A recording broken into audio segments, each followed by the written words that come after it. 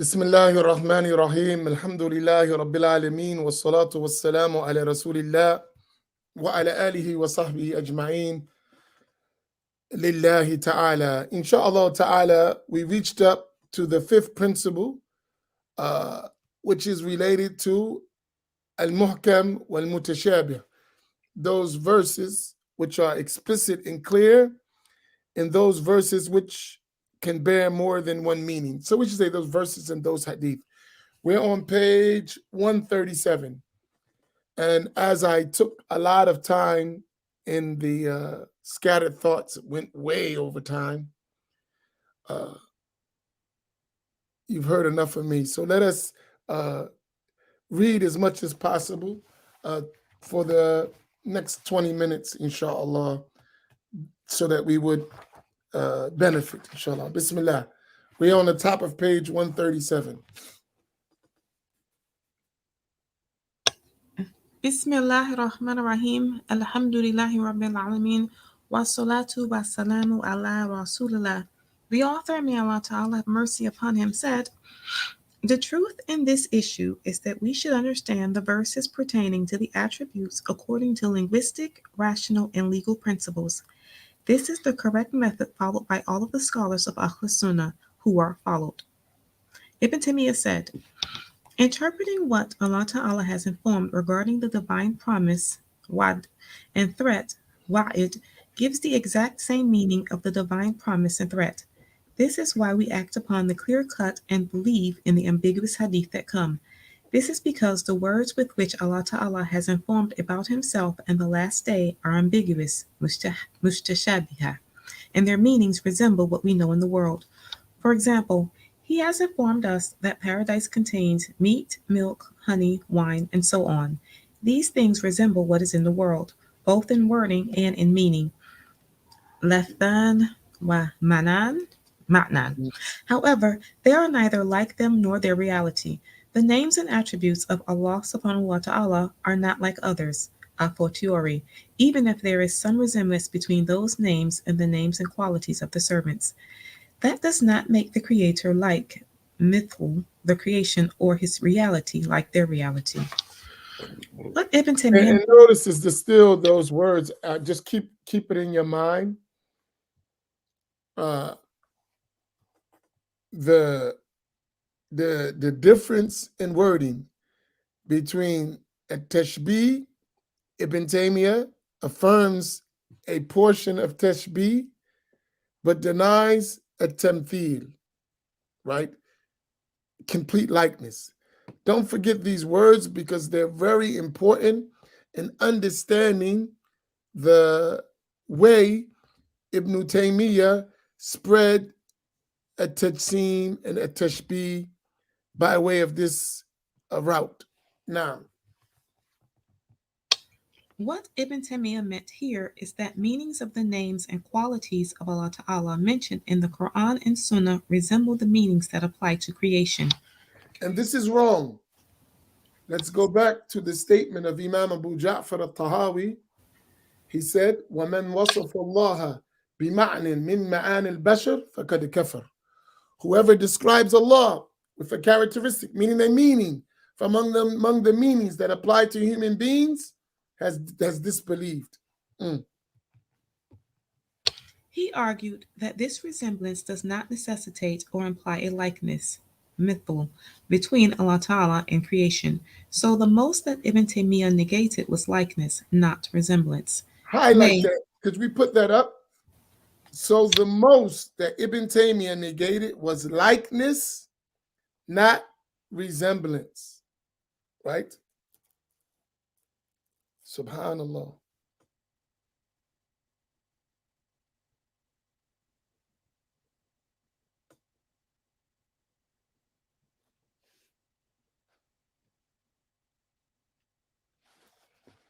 Go ahead. Nay, he submitted that there is resemblance, and he took that as his doctrine. As for us, we have already explained that there is a difference between the qualities and expressions pertaining to the last day, paradise, and hell, and the sharing of an expression between the Creator and creation. Resemblance between creation is possible. And indeed, it is a reality. When we hear the Quran mention that paradise contains rivers of honey or milk, we understand the reality of rivers. However, what flows therein is not water, but milk or honey. We know that the milk in paradise is not like the milk in this world. Nay, it exceeds it in manifold degrees, even though both are the same in their quiddity and reality. Furthermore, what is to prevent paradise containing water that is better than the water in this world? The same goes for the fruits Allah Ta'ala created in paradise. They possess the same quiddity as the fruits in this world, but their reality is better than the fruits in the world. The same may be said regarding sensual or physical desires. Sensual desires in this world are of the same genus as sensual desires in the hereafter. In this world, however, fulfillment of these desires is followed by fatigue, which is not an implication of sensual desire itself, but rather an implication of man's existence in this world. When man is in paradise, the unique qualities of his existence, will change, but his quiddity will not. It is said, the secondary aspects of existence are not the secondary aspects of quiddity. If this is understood, then all of the doubts propagated by Ibn Taymiyyah are removed. If we take what has been mentioned about paradise according to its outwardly apparent meaning, it does not force us to take what has been mentioned about Allah subhanahu wa ta'ala in its outward apparent meaning. Right.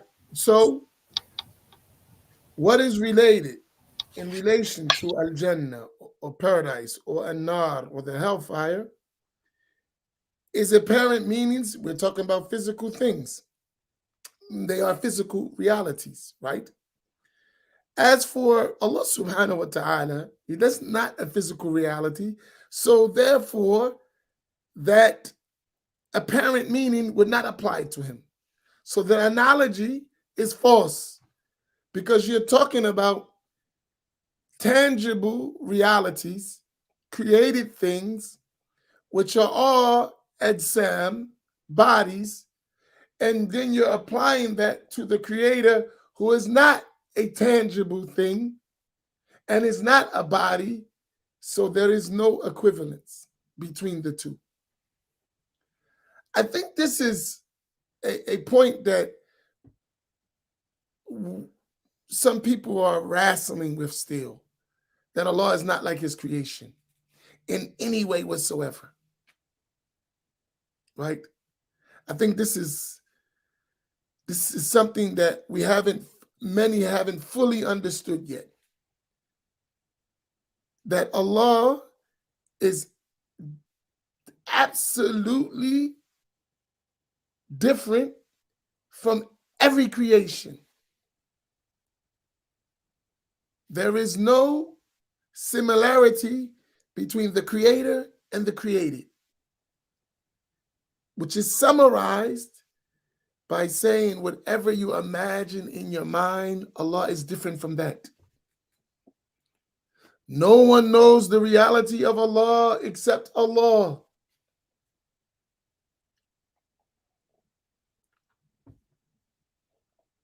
So, Emily, similar to any analogy that you give for the creation between Allah and the creation is an invalid, false concept. Is this clear for everyone? Because if you got this, a lot of your questions that you misunderstand from the literal reading of verses of the Quran and hadith of the Prophet, sallallahu alaihi wasallam, and then apply it to the non-befitting meanings because you didn't understand this concept.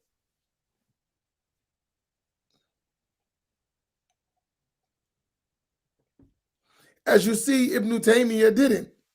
He gave a partial resemblance. We're not exactly like Allah, but we do resemble Allah in some ways. No, we don't. In no ways.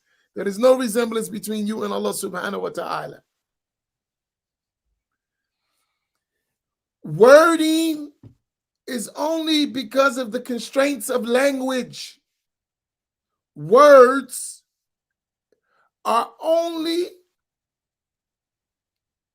the same because of the constraints of language. As for the meanings, they are completely different. Please put that up.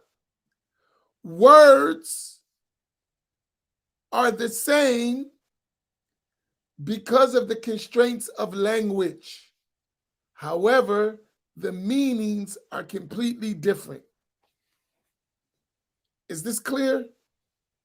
Could someone put that up so people can see it? Words are the same only because of the constraints of language. However, the meanings are completely different.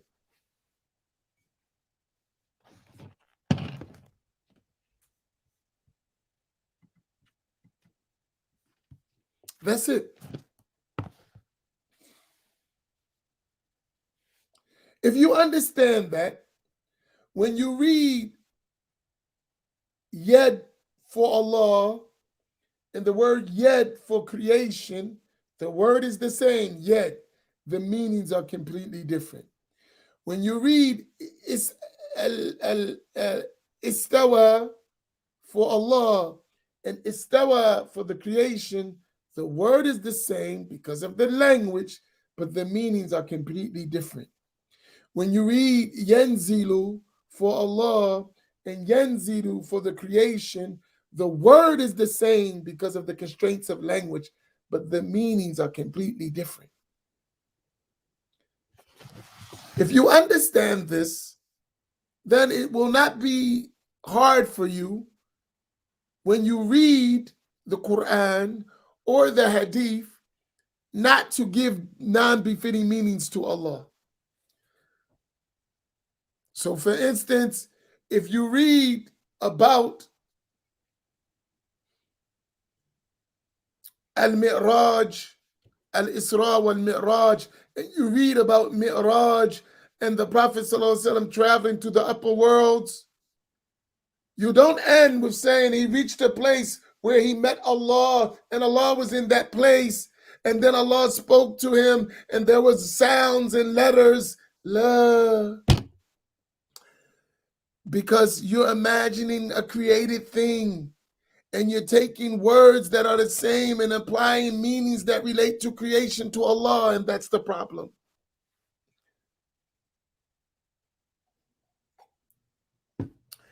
Once you understand that the meanings are different, you can affirm the words while not attaching non-befitting meanings to them. Even if the meanings that are befitting, you don't know them exactly. But you know there are befitting meanings, and you know what meanings are not befitting. Of course, this is after learning. Because we believe in Allah and what Allah revealed as Allah intended, not as we imagine in our minds. We believe in Allah and what Allah revealed as Allah intended, not as we imagine in our minds. Please put it. We believe in Allah and what Allah revealed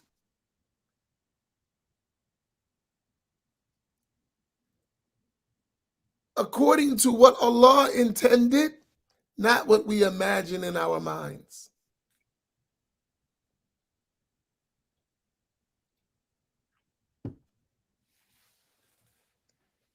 This is very important to understand. This is at-Tawheed. As Junaid al-Baghdadi said, at-Tawheedu ifradu al-qadimi min al-muhtath. Tawheed is to distinguish the one who has no beginning from the one who has a beginning. That's it. In other words, Tawheed is when you can distinguish between Allah and the creation.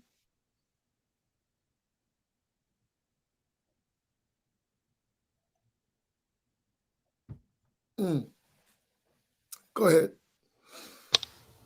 We know for certain that Allah Ta'ala's reality is different from the reality of all creation. If some expressions are shared between the Creator and creation, it is not allowed for one to believe that there is sharing and resemblance between the two. Rather, we explain each expression according to its proper context. Once more, Ibn Taymiyyah resorted to fallacious reasoning. He said, there are many examples of this found in the words of the Salaf and the Imams. They would negate the servant's knowledge of the modality of Allah Ta'ala's attributes, and they would state that none know Allah Ta'ala's modality except Allah Ta'ala. None but He knows what He is. Notice, may Allah Ta'ala have mercy upon us, how Ibn Taymiyyah gave Allah Ta'ala a modality and claimed that its affirmation is agreed upon among the Salaf. According to his claim, the most that may be said is that the Salaf did not know Allah Ta'ala's modality. I adjure you by Allah Ta'ala, where has the word modality been reported by the Salaf, and who affirmed it for Allah Ta'ala? Let's stop there, and we'll come back.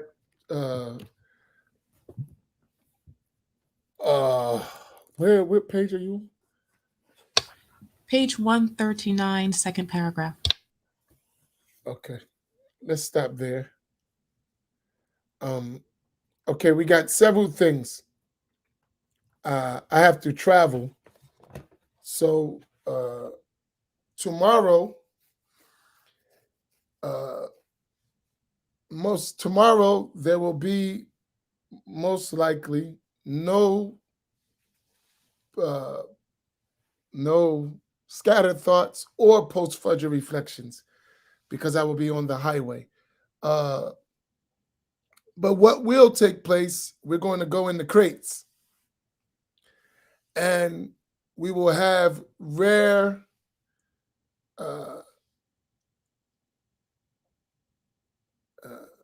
lectures from Sheikh Samir, our teacher.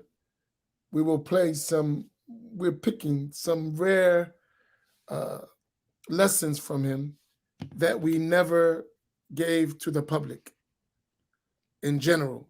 I mean, some saw it, but no one has had these recordings. So we're selecting, we have, our crates are filled right with things.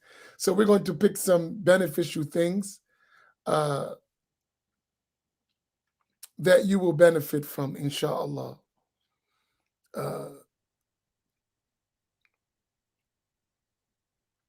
From lessons with Sheikh.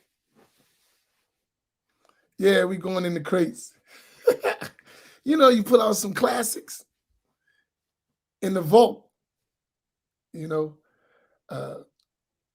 So we're going to bring out some beneficial thing. I have something in my mind because I don't know what my weekend is going to look. So I may be missing in action Thursday, Friday, Saturday, and Sunday because of the programs we have this week. And I don't know if I'm going to have internet. I'm not sure about all that.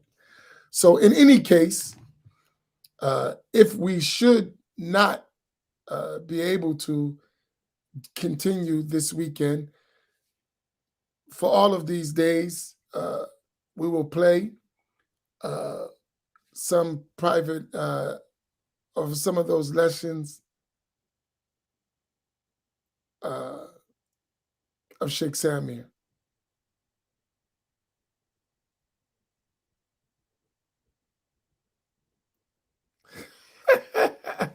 But hey, I don't know if but I may have internet, so it may work. But I'm not sure. I don't know where I'm going or what it's going to be like. Right? I know what I'm going, but I don't know what it's going to be like. And going camping. Da'wah. We got to go out and spread the knowledge and share and do what we have to do. So just stay tuned. We'll let it update. And if I have any internet, I'll come through, inshallah. But I'm not sure. So we got to prepare just in case.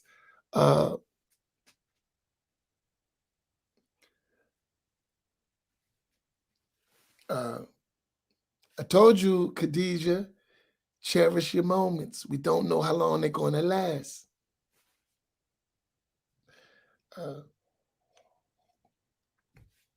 Okay, inshallah. And tonight, we're supposed to have a reading. I'm going to have to reschedule that because I have some obligations I need to do before I leave. And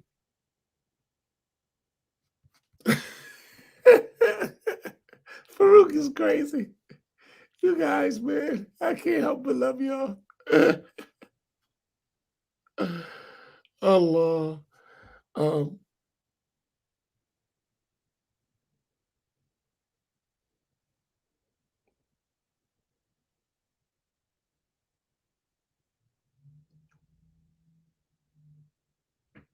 um, okay, what I had to say. All right, it was some questions. Quickly. I'm done with that, inshallah. So we'll see, inshallah. May Allah give us an opening. But I just needed to make you aware.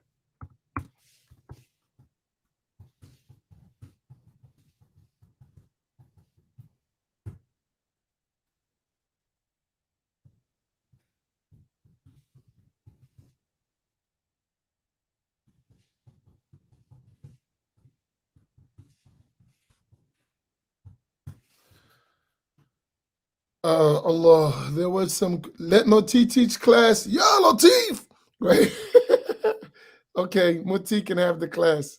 You asked for it, you got it.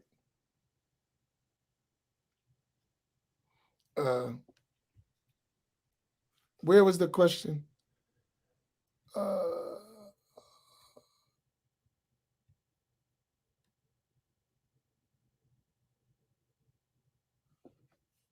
I answered the question for Malika.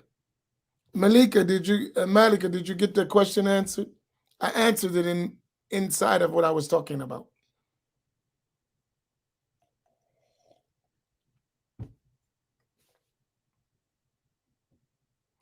Sleeping?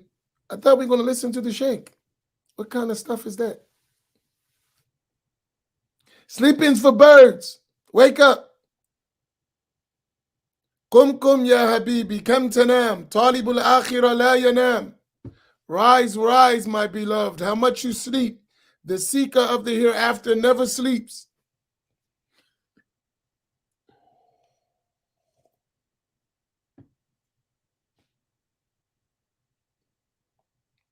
Okay, no questions? We done?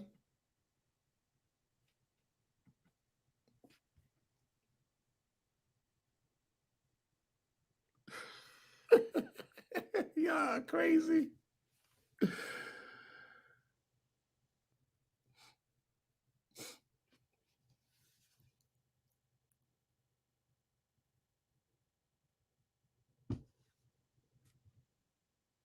We'll find a way somehow to study. Don't worry about it. We just got to find a way.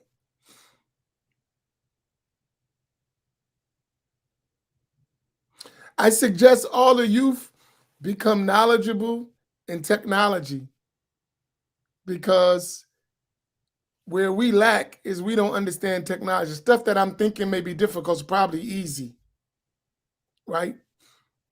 But I just don't know it because I don't know nothing about technology. So what I think may be difficult is probably easy. Once I get through there and some young kids say, here, all you got to do this, man. You're up and running. Right? So that may be that simple. And I just don't realize it.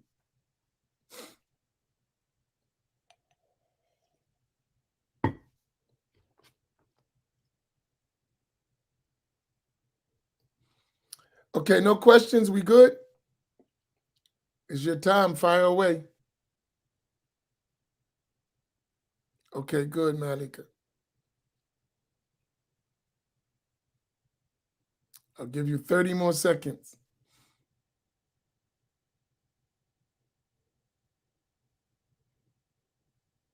Did y'all enjoy the round table yesterday, last night? I did. Did y'all enjoy it? Did y'all find it extremely beneficial?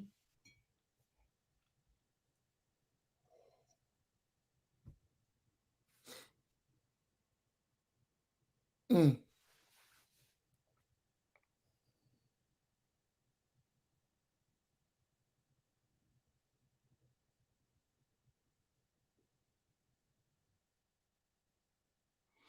That's good.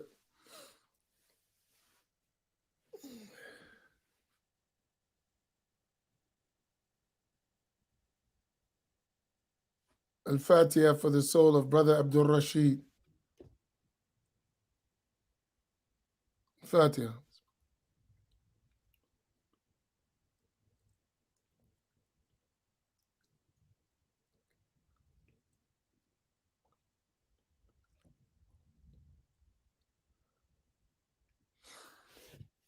طيب يا الله يا الله.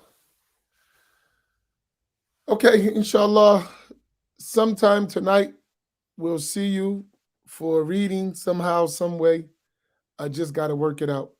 Read it if you can give me 5 seconds and we can work that schedule out. And we'll put it up. It won't be at 6:30 tonight for sure.